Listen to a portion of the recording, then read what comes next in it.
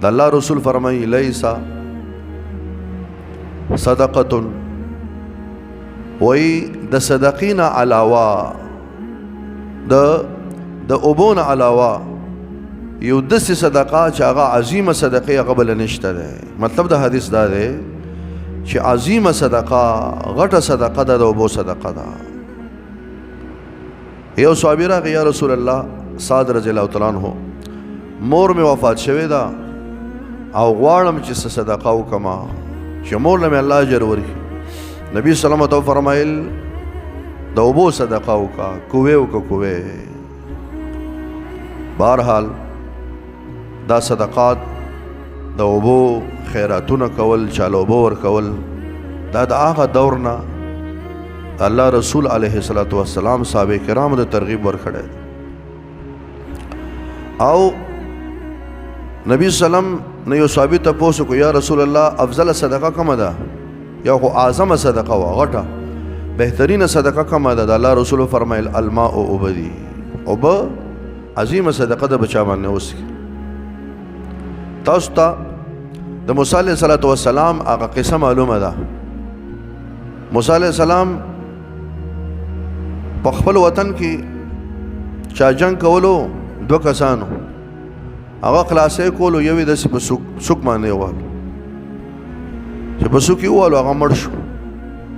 بیا هلته کلي کې دا خبره شروع شوه وطن کې چې موسی علیه السلام قتل کړی دی. خلک خبر شو.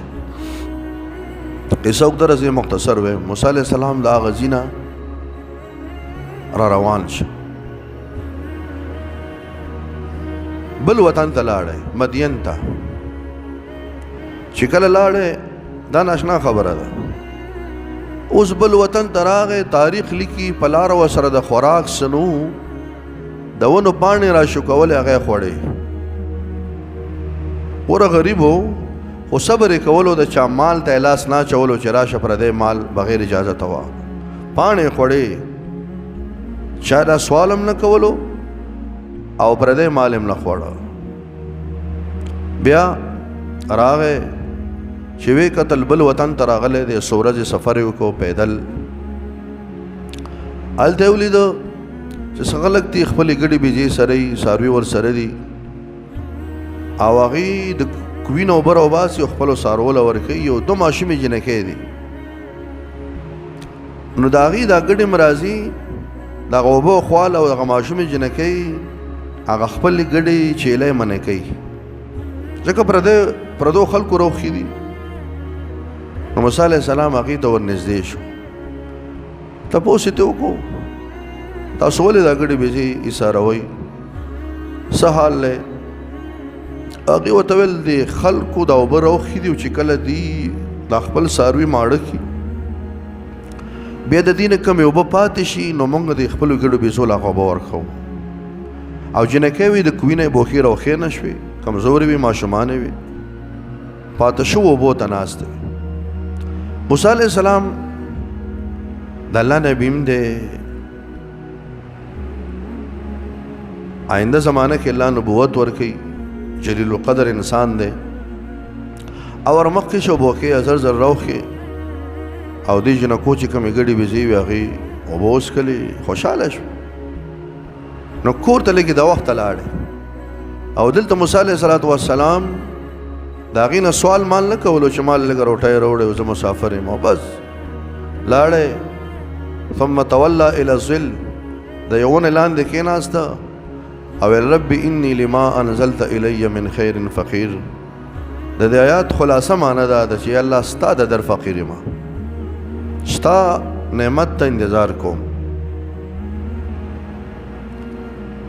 دلته تاسو دا یاد ساتئ د موسی علیه السلام کور شته؟ تپوس کوم نشته. نوکري شته؟ نشته. ښځه شته؟ نشته. او په ویره کې هم دی چې د بل وطن نه راغلی یم د قتل الزام دی راباندې خو دې عمل ته ګوره د هغه جنکو پلار جنکۍ راولېږلی وي هغه سړي ته اواز وکړي چې راشي. هغه نیک سړی و بوډا و خپله راوتی هم نه شو چې چیلۍ ګډې سره ولې وې چې کله جنۍ راغه وې پلار مې دی غواړي ان ابي يدعوك ليجزيك اجر ما سقيت لنا. په موسی علیہ السلام راغه ارسلی سره ملو شو کمل انسان او سواله خپل قصه ورته او هغه ورته لا تخف. اوله خبره خدا را شویره کما بس اوس زلمون پناه درکو دلته. دویمه خبردار شي اراده مې چې د لور په نکاح درکم. اول صحیح ده ما سبا تکاله تیرے یا لس کاله به تیرے اول صحیح ده. الله رب العالمین موسی علیہ الصلوۃ والسلام تا یو پنام ورکا کور ملورک او واده ملورک. لکه نن سبا د مثال لري چې ستا کورم ني واده دم ني چتنو کریم ني او ته غواړې چې دا د الله مال راکي کور دې مراکي خپل کور الله دې خزم راکي او الله دې نو کریم راکي چې سمجنت مزدوری کوم ولا شلو په ګټما دا بس باندې ملوي.